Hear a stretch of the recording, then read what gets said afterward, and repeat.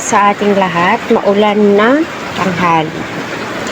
Ayan, naway patuloy po natin suportahan si Kalingap Robbie Val at ang buong team, lalong-lalo na po si Kalingap Edu. So dito nga po ay medyo malayo-layo pa po yung birthday ni VNC, pero pinag-uusapan na po ito ng mga sponsors. So napakaswerte po ni VNC, magpapasana all ka na lamang po talaga kasi nga binibless po talaga sila. So napakadaming blessings ang dumarating o darating pa kay VNC. Sa pamamagitan po yan or naging tulay ay sila Kalingap Rob, Kalingap Edu. Kaya stay humble lang po.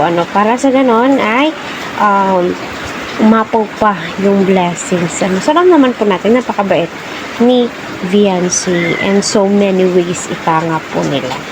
So, ayun nga po sa live, si Kalingap Rob ay ang kanyang sponsor na itong si Sir Leo. Sabi nga po doon na mag-iihaw daw po ng 3 baboy. My God, sana all sa birthday ni Beyonce. At ika nga din po ni Kalingap Rob ay baka nga daw may isasabay ito sa paribon cutting ng bahay ni Beyonce. O diba napaka-advance. Kung gaano po ako ka-advance ay mas advance pa po sila Kalingap Rob at ang mga sponsor. Pinagplaplanuhan na po nilang mabuti ang bahay ni Beyonce. Diba napakaswerte, mapapawaw ka na lamang po talaga sa mga blessings na dumarating kay Beyonce. Mapapasana all ka nga po ika nga nila, diba? Kaya